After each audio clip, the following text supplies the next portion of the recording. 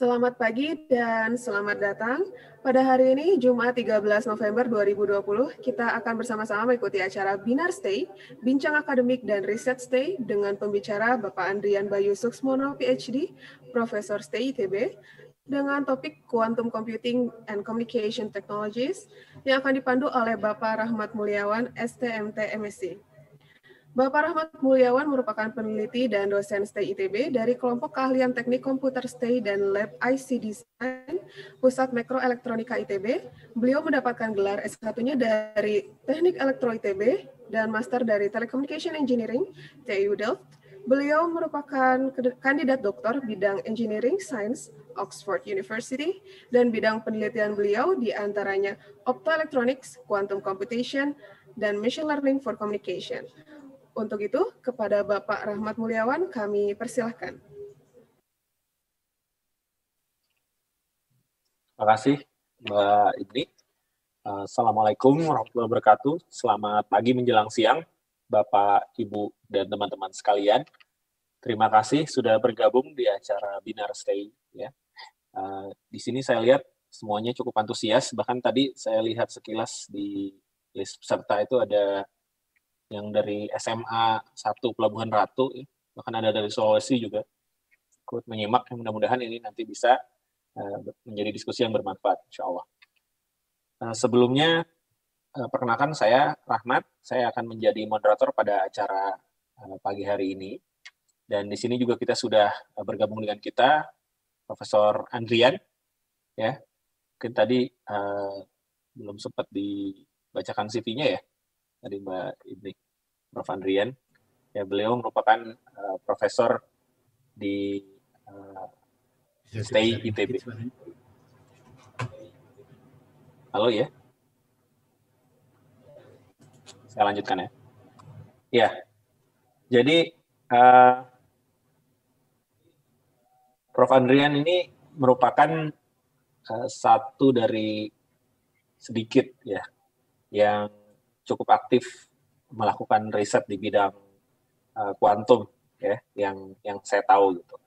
Nah, makanya diharapkan mudah-mudahan ini juga acara ini mudah-mudahan bisa men-trigger gitu ya interest dari teman-teman semua, dari Bapak Ibu semua yang saya yakin semuanya memiliki potensi untuk kita bisa menyambut ya kedatangan teknologi kuantum nih yang sebenarnya udah sebentar lagi akan ada di tengah-tengah kita gitu. Ya.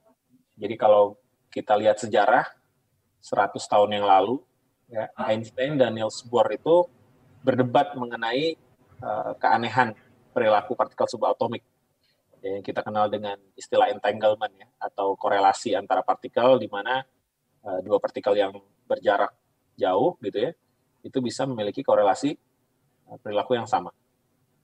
Dan itu berpuluh-puluh tahun tidak bisa dijelaskan dengan fisika saat itu. Gitu. Bahkan matematikawan dan fisikawan itu menganggap akhirnya itu sebagai suatu new normal ya. Sebagaimana kita new normal saat ini, akhirnya ya dibiarkan aja gitu. Sampai kemudian di tahun 80-an, 90-an ya, muncul kembali riset tentang quantum computing. Jadi mulai dari Paul Benioff yang memodelkan quantum Turing machine sampai tahun 90-an di mana Peter Shor ya dari MIT itu menemukan quantum algorithm dan sampai sekarang itu menjadi riset yang tidak habis-habisnya digali dan kelihatannya dengan perkembangan saat ini ya tahun 2019 lalu Google sudah berhasil mendemokan quantum supremacy ya di mana suatu prototipe quantum computer itu menjalankan suatu task gitu ya, suatu perhitungan yang hampir tidak mungkin dilakukan oleh superkomputer saat ini. Ya, jadi apa yang bisa dilakukan oleh superkomputer saat ini untuk mengerjakan perhitungan itu butuh waktu 10.000 tahun menurut kalkulasi. Tapi dengan quantum computer yang dibuat prototipe oleh Google itu hanya membutuhkan waktu sekitar 200 detik saja ya untuk mengerjakan perhitungan yang butuh waktu 10.000 tahun bagi superkomputer yang ada saat ini. Nah, pagi hari ini kita tidak hanya punya waktu 200 detik ya, tapi kita punya waktu 1 jam ke depan untuk bisa berdiskusi dan menimba ilmu dari salah satu ahlinya di Indonesia, Profesor Andrian. Dan mungkin saya tidak perlu berpanjang lebar, jadi saya akan undang Prof. Andrian untuk langsung menyampaikan makalahnya. Waktu dan tempat saya persilakan. Baik, terima kasih Pak Rahmat. Selamat pagi, Assalamualaikum warahmatullahi wabarakatuh, Bapak Ibu dan juga adik-adik yang saya hormati. Ya, pagi ini saya mendapatkan tugas untuk menyampaikan webinar tentang teknologi komputasi dan komunikasi kuantum. Nah, ini sebenarnya satu bidang, kalau saya sendiri berminat dalam bidang ini sudah cukup lama ya. Saya membaca makalah atau mulai tertarik itu ketika membaca bukunya Roger Penrose. Roger Penrose tahun ini dapat Nobel, saya senang sekali karena saya selalu baca buku-buku beliau. Nah, salah satunya itu tentang komputasi kuantum dan juga tentang komunikasi kuantum. Nah, ya, dan bisa ditampilkan PPT-nya.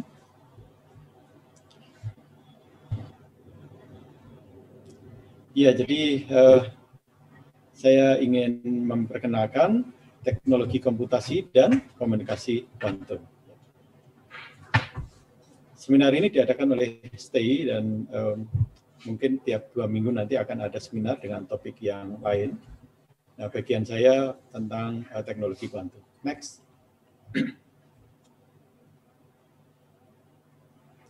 Ya, hari ini saya akan menyampaikan beberapa hal ya terkait dengan teknologi informasi dan juga teknologi kuantum. Di awal nanti akan diceritakan tentang informasi itu apa, kemudian teknologi pengolah informasi itu seperti apa, dan pemodelan dari teknologi informasi dari mesin pengolah informasi dengan menggunakan mesin Turing. Ini mohon maaf, ini PPT-nya dalam bahasa Inggris karena ini saya ambil dari seminar sebelumnya. Kemudian di tengah-tengah nanti kita akan bahas tentang hard problem, jadi permasalahan yang tidak bisa dipecahkan secara praktis. Jadi sebenarnya pemecahannya bisa dilakukan oleh komputer konvensional. Nanti kita akan menyebut komputer yang ada sekarang ini sebagai komputer klasik, ya. Dan itu dengan mudah itu bisa dipecahkan dengan komputer kuantum. Lalu nanti kita akan menginjak tentang suatu event penting yang dicapai pada tahun lalu, bulan Oktober 2019, yaitu tentang quantum supremasi. Terjadinya quantum supremasi, lalu apa akibatnya? Ya? Apa akibat pada kehidupan kita sehari-hari jika kemudian quantum supremasi ini ya dia sudah dibuktikan dan kemudian komputer kuantum ini semakin lama semakin baik kualitasnya. Jadi mekanisme error correction-nya berjalan, kemudian koherensinya tercapai, apa akibatnya pada kehidupan kita. Lalu kemudian nanti kita akan juga lihat beberapa kegiatan di beberapa negara, dan juga ada perusahaan-perusahaan yang bergerak dalam bidang komputer kuantum ini. Dan terakhir nanti saya akan menyampaikan sekilas tentang kegiatan yang sudah kita lakukan di STI. Next. Baik, jadi tentang informasi itu sendiri ya. Jadi benda hidup maupun benda mati itu terkait dengan informasi. Nah, coba kita sekarang lihat dari benda hidup ya, makhluk hidup. Nah, di dalam sel kita, di dalam inti sel, di dalam DNA kita itu terkandung informasi yang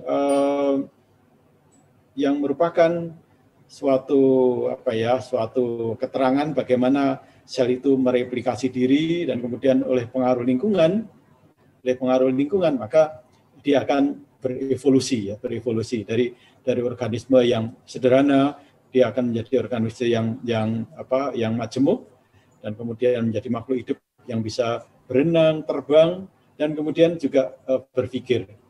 Nah, setelah kemudian sampai satu tahap di mana manusia itu tercipta ya, dan di situ juga manusia itu makhluk yang pemakan informasi. Jadi dia meninggalkan sesuatu yang membuktikan keberadaannya. Jadi misalnya di dalam gua-gua prasejarah itu ada gambar-gambar, ada yang menceritakan kegiatan mereka. Lalu ketika sudah ditemukan karakter atau lambang-lambang yang dipakai untuk menyatakan pikiran mereka, mereka pun menuliskannya, misalnya aksara hieroglif di Mesir. Dan selanjutnya dengan berkembangnya informasi ini terjadi pertukaran, kemudian terjadi proses pengolahan, sehingga manusia bisa merumuskan ilmu pengetahuan. Barangkali salah satu yang penting, event penting itu adalah ketika fisikawan Ludwig Boltzmann itu menyarankan suatu suatu kuantitas yang dia sebut sebagai entropi. Nah, saking pentingnya entropi ini, ketika meninggal, Boltzmann ini menuliskan rumusnya di dalam batu nisan, ya. Baik, nah itu kalau dari sisi fisika. Nah, yang penting, yang barangkali satu tonggak sejarah yang penting yang perlu kita kenang adalah ketika Claude Shannon itu merumuskan atau menuliskan suatu makalah yang berjudul The Mathematical Theory of Information. Nah, itu sangat berpengaruh dalam perkembangan dunia digital dari informasi. Sehingga hari ini kita mengenal perangkat penyimpan, ya, perangkat pengolah, dan juga kemudian perangkat pengirim informasi. Nah, jadi dengan demikian maka kita sampai pada hari ini di mana kita menggunakan informasi itu dalam berbagai bentuknya. Ketika kita menuliskan pesan di WhatsApp, ketika orang menggunjingkan suatu gosip, ketika kita menonton suatu acara, ketika kita menyimpan data-data penelitian kita di dalam suatu media penyimpan. Baik, next.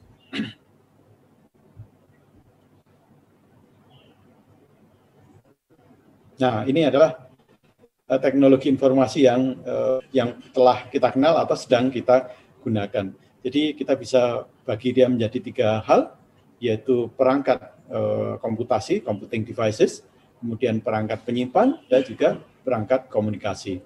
Nah, segala macam computing devices ini bisa kita kelompokkan di sisi kiri bawah. Nah, di situ ada komputer desktop, kemudian ada tablet, ya, kemudian ada smartphone, ada notebook, kemudian bahkan perangkat printer pun itu di dalamnya ada suatu computing device, ada prosesornya. Lalu di kanan atas kita mengenal berbagai perangkat penyimpan, media penyimpan informasi, yaitu misalnya hard disk drive, kemudian juga Blu-ray disk, jadi cakram penyimpan, dan kemudian di bagian bawah ini sekarang segala hal itu menyatu ke dalam smartphone kita. Nah, sebelum menyatu kita mengenal televisi, ya, televisi zaman dulu maupun radio, dan sekarang sudah agak sulit, ya, menemukan perangkat ini karena semuanya sekarang menjadi menyatu ke dalam smartphone dan dengan harga yang terjangkau. Tapi secara esensial kita punya 3 macam perangkat teknologi informasi, yaitu perangkat pengolah, computing devices, perangkat penyimpan, storage devices, dan perangkat untuk melakukan komunikasi, yaitu communication devices. Next. Nah, perangkat pengolah tadi, ya, apapun modelnya, apapun bentuknya, apapun prosesornya, apakah dia i7, i3, atau prosesor ARM, atau apapun itu bisa dimodelkan dengan suatu model matematika yang namanya mesin Turing atau Turing mesin. Nah, mesin Turing ini sesuai namanya yang mengajukan itu Alan Turing. Kalau kita lihat modelnya ada di kanan atas, ya. Jadi kita punya satu pengolah, kemudian ada satu tape yang berjalan begitu, yang berisi simbol-simbol biner dan memberikan instruksi. Nah, dia mengatakan bahwa segala macam pengolahan dengan yang ada, ya, mesin pengolah yang ada itu bisa dimodelkan oleh mesin Turing. Dan ini kemudian di-extend oleh Bernstein dan Vazirani, yang bunyinya adalah any realistic model of computation can be efficiently simulated by Turing machine. Ya, singkatnya, segala macam perangkat pengolah data yang ada sekarang ini bisa dimodelkan oleh mesin Turing. Nah, ini nanti akan kita lihat lagi apakah itu betul, ya, tesis ini, ya. Tesis itu semacam hipotesis gitu, ya, semacam dugaan, ya. Ya, baik, berikutnya.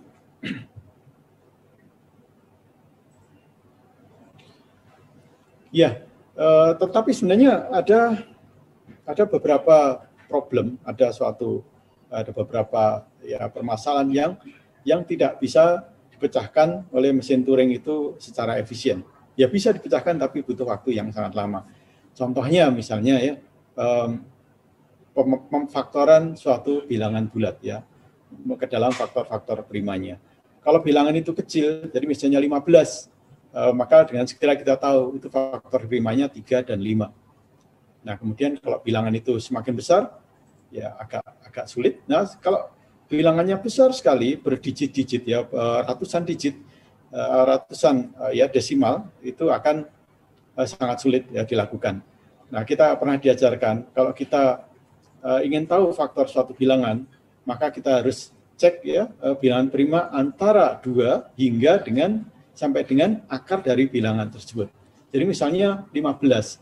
Nah, yang harus kita periksa adalah akar 2 sampai dengan akar 15. Akar 15 itu kira-kira 4 gitu ya. Jadi kita periksa 2 dan 3. Nah, ternyata faktornya 3. Nah, kalau bilangannya besar itu memeriksanya itu semakin sulit. Tentu ada algoritma lain yang lebih efisien, tapi tetap dia tidak bisa melakukan tugas ini dengan cepat. Nah, kemudian kelemahan ini dimanfaatkan oleh 3 ahli yang namanya RSA, Rivers, Semer, dan Edelman. Mereka membuat suatu sistem kriptografi, suatu sistem penyandian ya berdasarkan bilangan prima ini. Dan ini tentu ini bukan satu-satunya sistem penyandian, tetapi ini yang saya kira ini salah satu yang paling banyak dipakai hingga hari ini ya. Nah, jadi dengan memanfaatkan kelemahan mesin Turing tadi, sebenarnya mesin-mesin yang ada sekarang itu kita bisa melakukan penyandian sehingga tidak terbaca oleh orang lain begitu.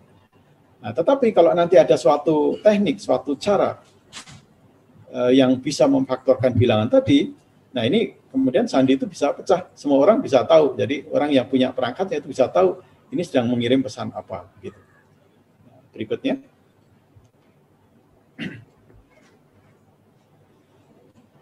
Ya, pemfaktoran bilangan prima itu salah satu dari hard problem.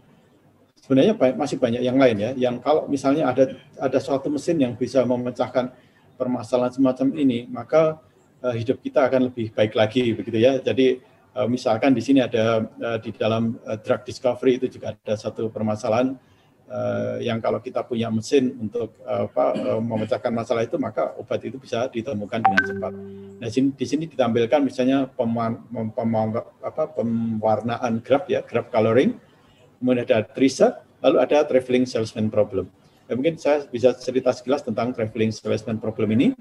Jadi di dalam TSP ini kita punya sejumlah kota yang harus dikunjungi ya, sehingga si salesman tadi kembali ke kota semula dan kita harus memilih rute yang paling efisien, rute yang paling murah, rute yang paling pendek ya, tergantung dari bobot yang kita assign ke dalam graf tadi ya, di dalam graf tadi.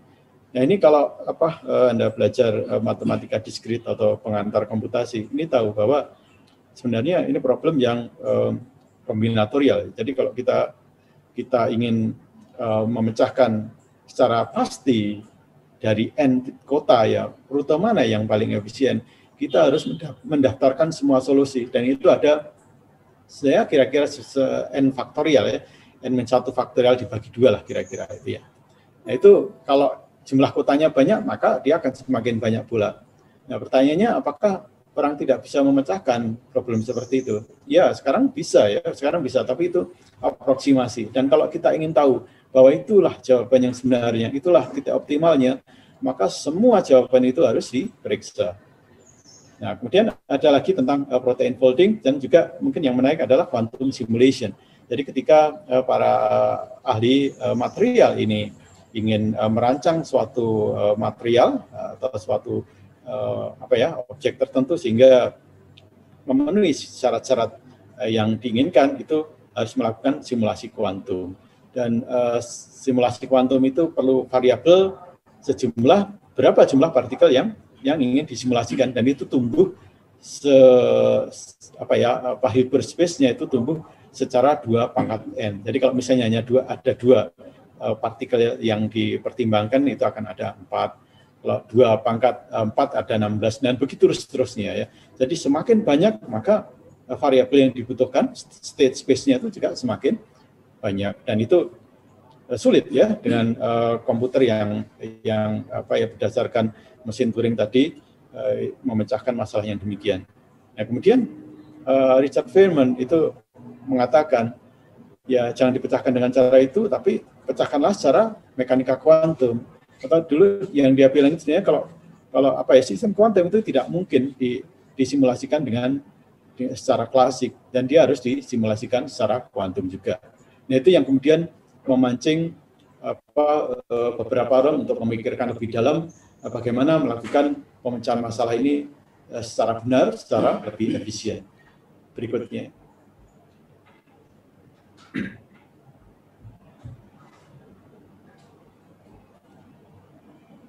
Next. Ya, baik. Nah, ya ini saya skip sejarah perkembangan mesin Turing, sejarah mesin kuantum ya, komputer kuantum, dan kita lihat hari ini sebenarnya sudah ada komputer kuantum itu ya dengan segala keterbatasannya, dan kita bisa bagi dia menjadi 2 arsitektur begitu ya, kurang lebih kalau kita coba kaitkan dengan terminologi lama. Ini ada arsitektur yang pertama yaitu quantum logic gate, dan arsitektur yang kedua itu adalah quantum annealer. Nah, komputernya IBM yang tadi diceritakan oleh Pak Rahmat memecahkan permasalahan satu permasalahan dalam 200 detik itu berarsitektur quantum logic gate. Nah, di dalam quantum logic gate kita punya sekumpulan gerbang logika kuantum. Nah, kalau kita ingin memprogram ya, memasukkan program ke dalam mesin ini, maka kita masukkan ke dalam kode-kode quantum assembly, lalu dia dikompil, dan kemudian si komputernya akan melakukan penyambungan dari gerbang satu ke gerbang lain, dan kemudian setelah dieksekusi maka kita akan dapatkan solusinya. Nah, sedangkan di dalam quantum annealer itu kita harus merumuskan problem kita itu dalam istilah yang sering dipakai itu adalah Hamiltonian ya, kuantum Hamiltonian. Nanti bentuknya bisa kita lihat di belakang. Nah, dari kuantum Hamiltonian tadi kita ekstraksi koefisiennya, kemudian kita encode, kita masukkan ke dalam mesin quantum annealing ini. Berikutnya, next. Ya, nah ini yang tadi diceritakan pada tahun 2019, tahun lalu, bulan Oktober itu terdapat suatu peristiwa yang penting ya, terjadi suatu peristiwa yang penting yaitu quantum supremasi. Nah, ini sebenarnya makalah ini sudah bocor bulan-bulan sebelumnya, tapi resminya dia terbit ya ini tanggal 23 Oktober di dalam jurnal Nature, Quantum Supremacy Using a Programmable Superconducting Processor. Ini penelitian ini dilakukan oleh ilmuwan Google ya, di laboratorium Google. Jadi mereka mengklaim bahwa Sycamore, si prosesor kuantum ini, bisa memecahkan suatu problem hanya dalam waktu 200 detik, yang kalau diselesaikan dengan komputer biasa, komputer klasik, bahkan yang di sini adalah superkomputer, itu memakan waktu 10.000 tahun. Oke, jadi kalau kita ambil ya, kita ambil dari kesimpulan ini, maka yang tadi ya, tesis George Turing tadi itu di-disprove ya, dia disanggah ya. Jadi ada problem-problem yang, ada suatu mekanisme di sini adalah mekanisme komputasi kuantum yang tidak bisa dimodelkan dengan mesin Turing. Ya. Oke, jadi kalau kita lihat sebenarnya ini sangat luar biasa ya, sangat luar biasa. Tapi ya meskipun problem yang dipecahkan itu mungkin problem yang sederhana. Jadi sebenarnya di sini si komputer kuantum itu mengenerate suatu sirkuit ya, random circuit tadi mengenerate bilangan acak dengan suatu distribusi tertentu, dan itu tidak mungkin ditirukan oleh komputer super sekalipun ya, dan itu perlu waktu yang lama yaitu sekitar 10.000 tahun. Nah, tentu ini memang ada pro dan kontra, nanti kita bisa bahas lagi berikutnya. Ya, implikasinya apa ya? Implikasinya dengan capaian yang luar biasa tadi, Kalau kemudian komputer kuantum itu dikembangkan lebih lanjut sehingga berbagai hambatan, jadi misalnya terjadinya kesalahan itu bisa dikoreksi, jadi quantum error correction itu bekerja dengan baik, lalu koherensi dari qubit itu bisa dipertahankan lebih lama, sehingga kita dapatkan suatu komputer yang betul-betul bagus ya, maka algoritma SOR, yaitu algoritma pemfaktoran bilangan bulat ke dalam faktor primanya, itu akan bisa dijalankan dan itu sangat berbahaya. Kenapa? Nah, kemudian RSA algorithm ya, yang selama ini dipakai untuk transaksi finansial, jadi misalnya kita melakukan transaksi kredit card atau kemudian berkomunikasi ya, antar negara di mana komunikasi itu rahasia. Nah, itu kemudian bisa pecah dan bisa ketahuan semua. Nah, itu implikasi yang paling berbahaya. Jadi kemudian Peter SOR ini ya, yang menemukan Peter SOR itu diwawancara dan dia menyampaikan bahwa peristiwa yang terjadi sekarang ini seperti ketika kita akan berubah dari tahun 1900 sekian menjadi 2000 sekian. Nah, itu ada satu bug ya, millennium bug yang harus diperbaiki. Ternyata itu perlu investasi yang luar biasa, perlu biaya yang luar biasa. Dan kalau kita dengan peristiwa quantum supremasi itu kita tidak segera melakukan antisipasi, itu cost-nya juga luar biasa. Nah, itu yang disampaikan oleh Peter SOR. Next. Nah, lalu bagaimana cara mengatasi tadi ya, penyandian yang sudah bisa dibongkar dengan kuantum komputer, itu harus dirubah dengan penyandian post kuantum. Ini salah satunya, ada macam-macam nih. Di sini saya sampaikan yang terkait dengan mekanika kuantum, yaitu quantum cryptography atau quantum key distribution. Nah, tadi sudah diceritakan di pengantar oleh Pak Rahmat. Ini ada 3 ilmuwan, Einstein, Podolsky, Rosen, ini menyampaikan ya, sebenarnya dia tidak terkait dengan teknologi apapun. Mereka cuma keberatan dengan mekanika kuantum. Mereka mengatakan mekanika kuantum itu bukan teori yang lengkap begitu. Lalu mengemukakan suatu eksperimen bayangan ya, eksperimen yang pura-pura. Jadi katakan kita punya sepasang partikel itu saling terkait, terbelit atau entangle. Yang satu kita pegang, yang satu kemudian dikirim ke ujung alam semesta, lalu kita lakukan pengukuran.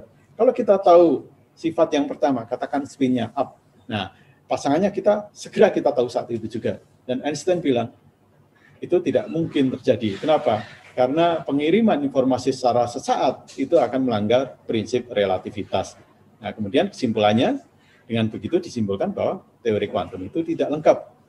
Nah, ya jadi kalau di sini ada fenomena non-locality.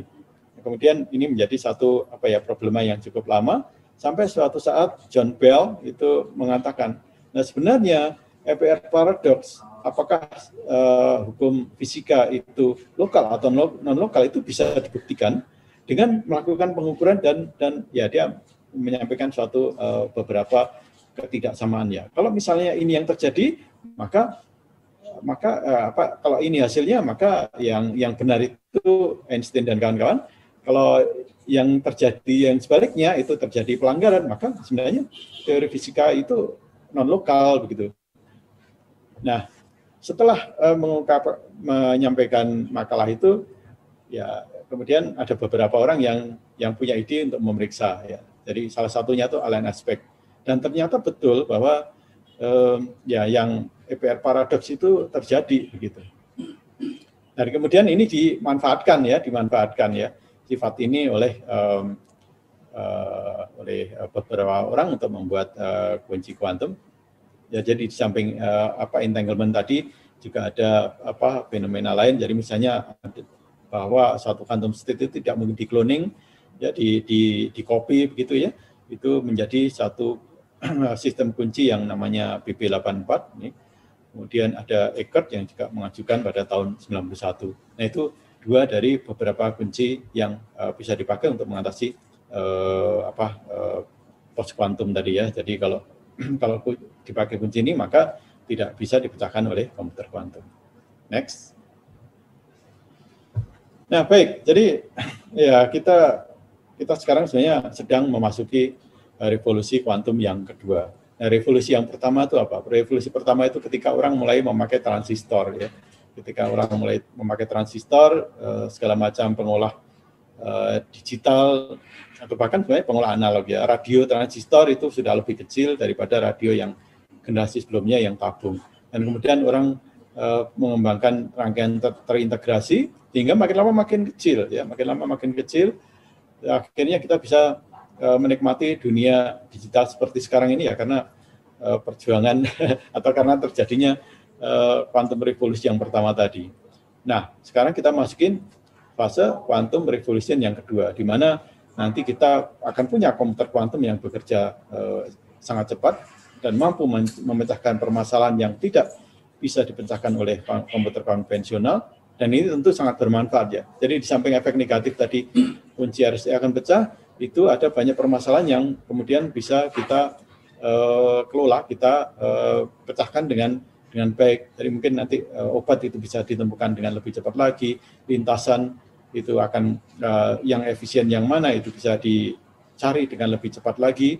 Jadi kita bisa menghemat perjalanan dari satu kota ke kota lain, begitu, ya. Nah, ini yang aspek quantum computing.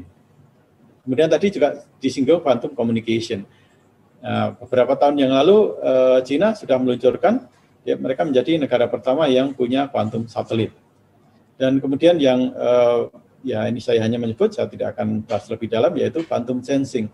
Jadi dengan quantum sensing ini kita punya perangkat pengindera yang sangat sensitif, ya, sehingga misalkan kuat medan magnet itu bisa dipetakan dengan lebih presisi. Nah, next. Nah, ini adalah beberapa company, beberapa perusahaan yang bergerak di dalam bidang teknologi kuantum atau mulai masuk ke dalam bidang ini. Ini kalau kita lihat sekilas ini semuanya IT, ya, IT companies, ya. Jadi mereka mulai mengantisipasi. Google tadi mereka sudah punya prestasi yang luar biasa. Lalu ada Microsoft, Intel, IBM, ya. IBM ini juga sudah mulai ancang-ancang juga. Alibaba, Nvidia, Siemens, Boeing, Lockheed Martin, dan yang terakhir ini saya buat tahun yang lalu, yang baru muncul adalah Honeywell, ya. Honeywell itu punya mesin prosesor kuantum yang berdasarkan ion trap, ya. Nah, itu salah satu yang mungkin sekarang ini lagi banyak dipertimbangkan oleh orang, karena ya dia punya quantum volume yang luar biasa besar. Berikutnya.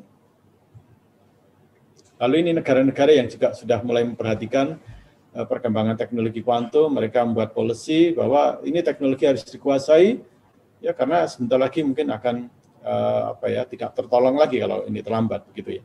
Jadi di sini ada Amerika, UK, Europe, Kanada, Rusia, Australia, Singapura, Jepang, Cina, bahkan nanti akan kita lihat India pun sudah mulai menginjak ke teknologi kuantum. Next.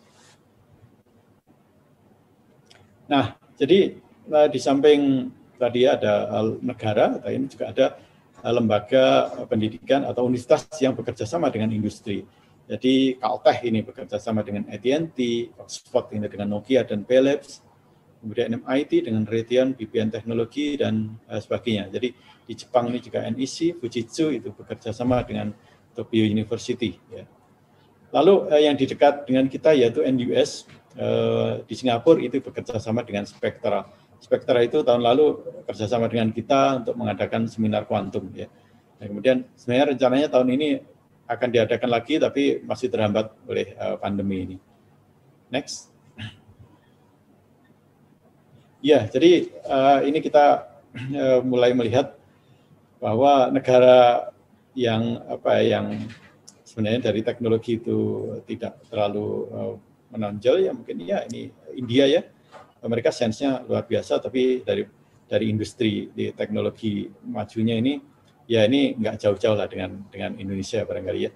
Ini sudah mengalokasikan dana yang luar biasa, 8.000 crore rupiah ini kalau didolarkan mungkin 11 miliar, ya barangkali, ya.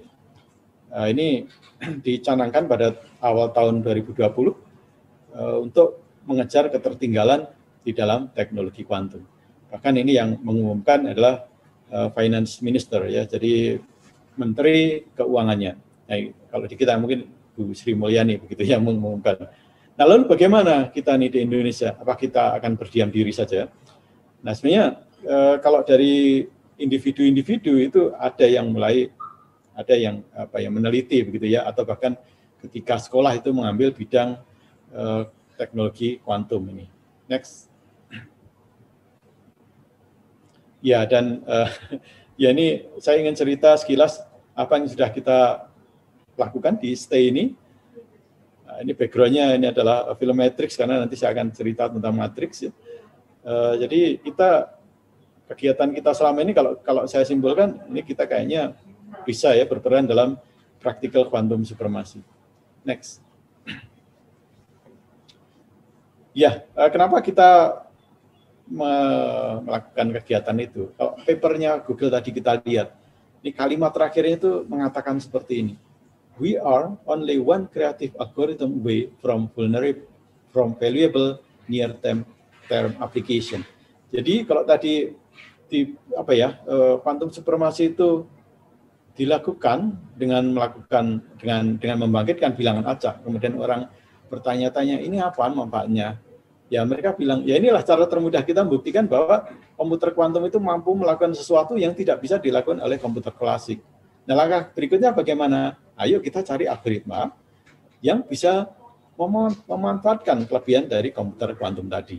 Nah, jadi kita kemudian mencoba meneliti di bidang itu. Next. Ya, jadi sebenarnya sejarahnya sudah cukup lama. Dari 2016, ini sebelum terjadinya quantum supremacy, kita sudah mulai meneliti matriks Hadamard. Waktu itu hanya curiosity ya. Ini matriks kok bagus banget begitu ya. Lalu kemudian kita teliti, kemudian ada satu problem yang menurut saya menarik untuk dipecahkan. Apakah ada cara membangkitkan atau cara membentuk matriks, menemukan matriks Hadamard itu secara probabilistik? Ya, jadi kita generate aja itu random min satu per satu. Bisakah itu kita temukan?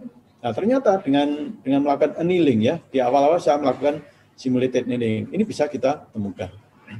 Lalu dari yang tadi simulated annealing kita kemudian rubah apa yang terjadi kalau kita pakai yang quantum annealing. Quantum annealing itu artinya algoritma itu dijalankan di komputer biasa begitu ya, belum komputer kuantum. Nah, itu ternyata juga bisa dimanfaatkan. Hingga akhirnya tahun saya lupa 2018, 2019 kita ada pertemuan di Tokyo. Nah, ketemu dengan orang NASA. Orang NASA ini ditugaskan di USRA, ini lembaga seperti lembaga pendidikan begitu ya di Amerika. Mereka mengumumkan mereka punya komputer kuantum dan mengundang universitas di Amerika untuk apply menggunakan komputer itu. Nah, kita bukan dari Amerika, kita dari Indonesia, jadi saya deketin, saya tanya, boleh nggak orang Indonesia pakai? Dia bilang, ya coba aja lah nulis proposal gitu. Nah, setelah nulis proposal, kita dapat ya mereka bilang itu award gitu ya, award itu ya kasih hadiah kamu pakai sekian jam gitu. Nah, cuman waktu itu agak sulitnya itu adalah ya kita terhambat di masalah prosedural. Jadi ya itu kita dianggap bekerja di NASA dan itu harus harus membayar biaya asuransi yang tidak sedikit, prosedurnya lama dan akhirnya tidak kesampaian. Tapi itu di-acknowledge, kerjasama itu di-acknowledge. Nah, di saat yang sama kita ketemu dengan orang Jepang, mereka punya startup yang namanya MDR. MDR itu kemudian menjadi Blue Hat ini ya. Nah, lalu saya bilang, yuk kita kerjakan aja bareng-bareng. Jadi kita urunan begitu ya, saya urunan tenaga, mereka urunan jam untuk memakai komputer kuantum yang di pabriknya yaitu di Kanada. Dan akhirnya ya berhasil. Lalu kita publish. Ya alhamdulillah kita dapat top 100 in physics di Nature Scientific Report.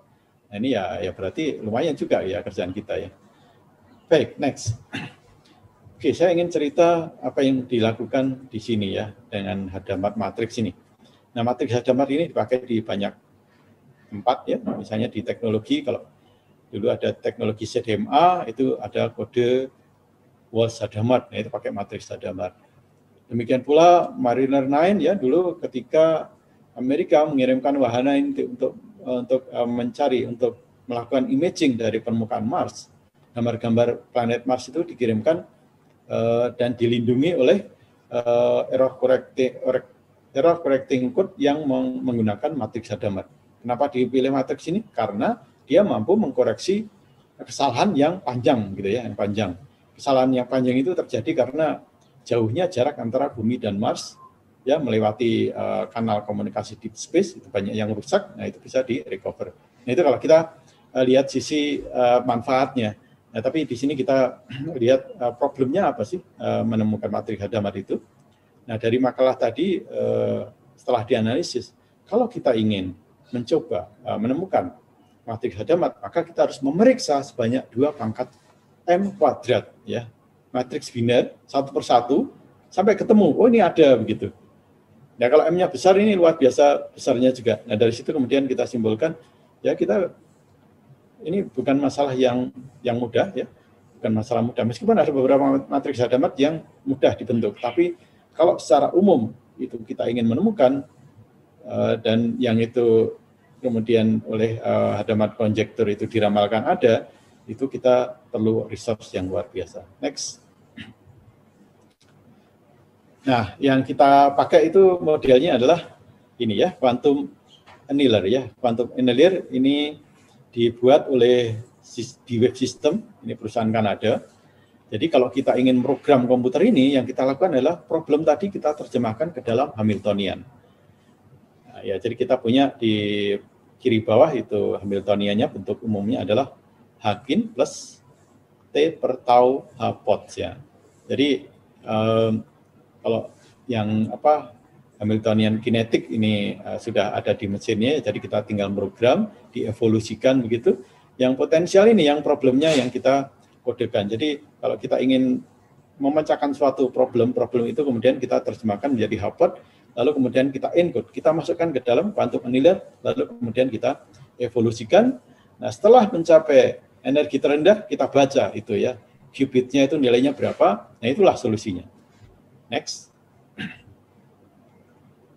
Nah ya, ini kira-kira isinya makalah tadi seperti ini. Jadi untuk problem yang kecil pun itu ya nggak mudah juga. Jadi ini 2x2 matriksnya, ini gampang sekali ya, itu pasti plus minus minus minus. Tapi kalau kita encode ya, maka perlu Hamiltonian yang punya 22 suku. Itu kalau 2x2. Nah, yang kita buat itu sampai 4x4. Setelah itu nggak bisa lagi, kurang ya, prosesornya kurang banyak qubitnya gitu. Kita harus nunggu yang berikutnya. Nah, itu perlu 389 suku ya. Next. Nah, ini yang terakhir yang kita kerjakan ya.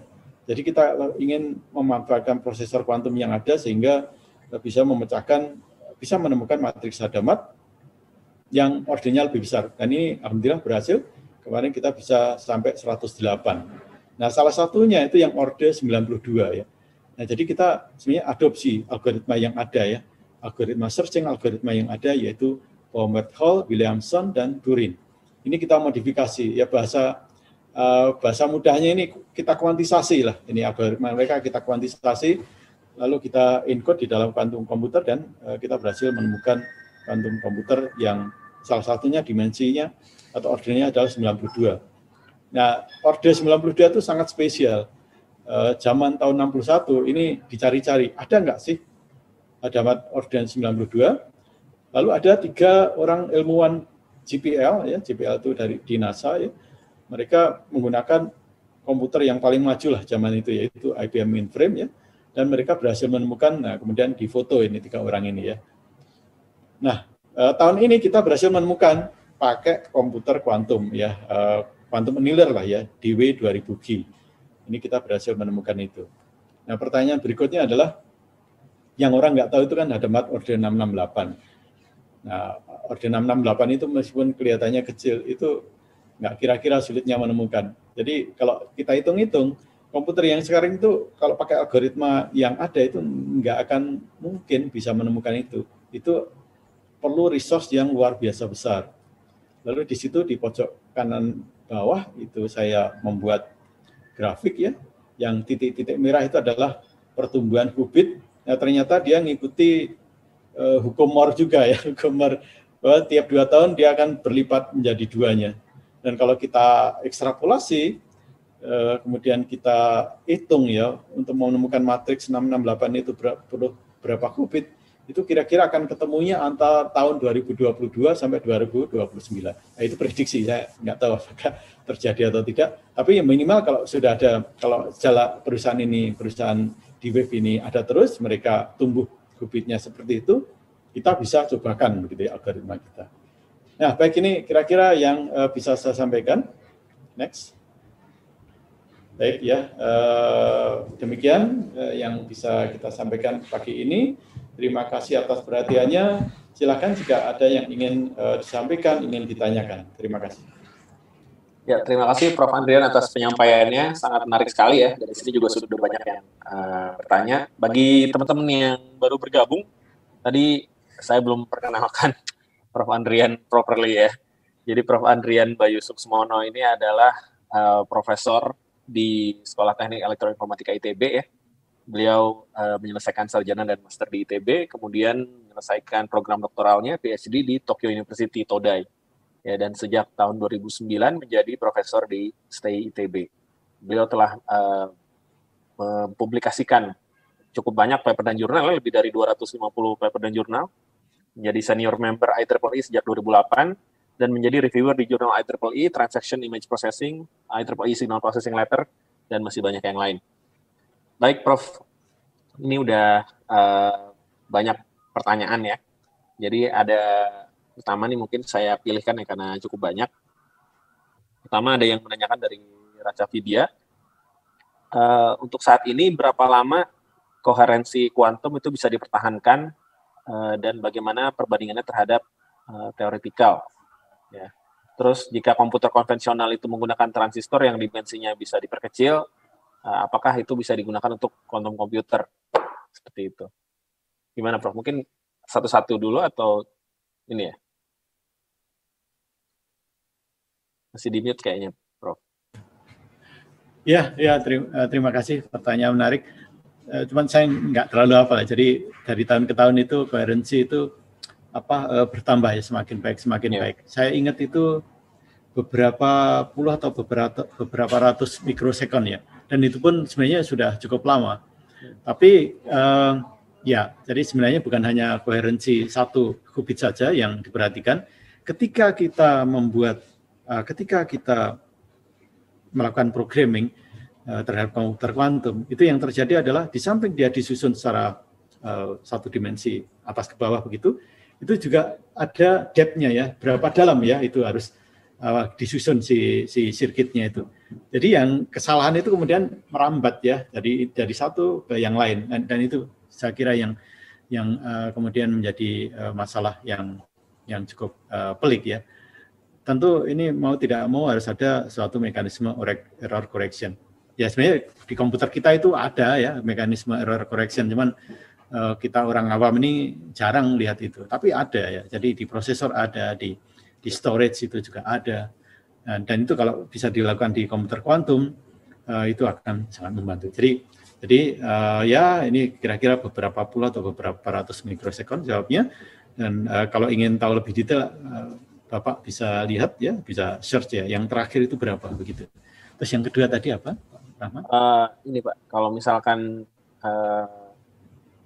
komputer konvensional itu transistornya kalau misalkan diperkecil, apakah bisa digunakan untuk quantum computer? Oh ya, ya. Jawabannya mungkin yang sekarang mungkin tidak mudah ya, nggak mudah. Iya. Mudah.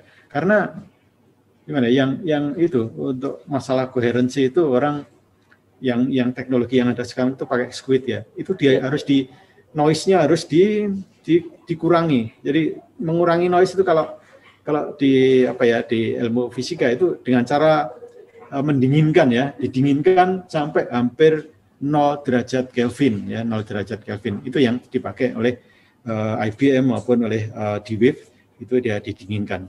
Tetapi kalau teknologi sekarang ada beberapa yang sedang berusaha jangan sampai teknologi chip sekarang itu hilang begitu saja. Jadi di UNSW di Australia itu ada satu laboratorium yang meneliti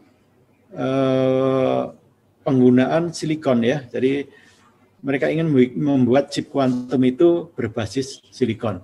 Nah, saya kurang tahu detailnya. Saya kira tetap saja itu harus didinginkan ya, didinginkan. Ya. Jadi secara langsung mungkin ya tidak bisa ya, harus praktis ya, melalui perlakuan tertentu. Ya. Kalau yang dari Honeywell itu baik. Baru volume 64 ya kalau nggak salah ya, Honeywell itu ya. Ininya. Iya, 64 kalau nggak salah. Itu sudah achievement yang itu udah luar biasa. Saya pikir untuk rilis di era sekarang. Oke Pak, nah selanjutnya nih, ini mungkin lebih ke teman-teman yang ingin belajar kuantum ya, dan akademisi yang sedang meneliti gitu ya. Bagaimana nih dengan peneliti-peneliti muda di Indonesia ya, yang mungkin kita memiliki akses ke fasilitas itu terbatas Pak. Ya, kalaupun kita punya akses ke IBM kuantum kan jumlah qubitnya sedikit gitu ya. Nah itu mungkin Bapak bisa merekomendasikan kita sebaiknya tuh arah penelitian kuantum yang di Indonesia ini ke arah mana gitu ya, gitu. Terus karena kan kadang teman-teman itu juga karena keterbatasan itu jadinya ingin mempropos suatu algoritma ya, tapi kadang ada juga yang belum ada simulasi kuantumnya, jadi masih lebih ke ngulik-ngulik matematika gitu Pak. Nah itu mungkin gimana tuh supaya kita bisa lebih maju lagi gitu. Iya, jadi sekarang itu banyak sekali course yang ditawarkan ya yang free bahkan ya. IBM itu kemarin menawarkan kursus gratis ini tentang komputasi kuantum. Nah, Anda ini bisa, Bapak Ibu, adik-adik ini bisa coba ya daftar ke sana. Nah, itu minimal belajar prinsipnya dulu. Nah, kalau ingin mengikuti teknologinya sampai membuat ya mau tidak mau harus invest sumber daya, baik sumber daya manusia maupun peralatan. Dan kalau kita pakai yang masih super conducting qubits tadi itu ya maintenance-nya tidak mudah, tapi saya kira harus mulai ya, itu yang pertama.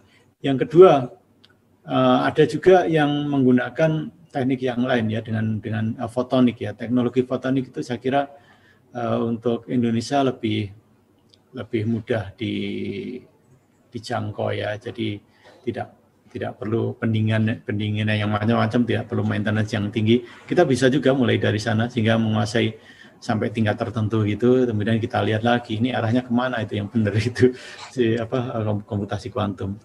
Nah yang berikutnya ya ini ya yang komunikasi kuantum tadi. Ini sudah mulai banyak yang jual kitnya. Saya pikir kalau Bapak Ibu bergerak di bidang pendidikan, penelitian, mulai dari sana saja. Jadi cari itu kitnya. Bahkan sebenarnya kalau tahu prinsipnya bisa dicoba sendiri ya, beli komponennya, kemudian dicoba di laboratorium. Tapi memang perlu investasi tenaga yang lumayan itu ya, ngopreknya juga nggak mudah. Tapi kalau ya kita persisten itu pasti berhasil lah itu. Ya jadi tidak menutup kemungkinan begitu Pak untuk mengembangkan teknologi seperti ini di Indonesia. Ya. Mudah-mudahan menjawab.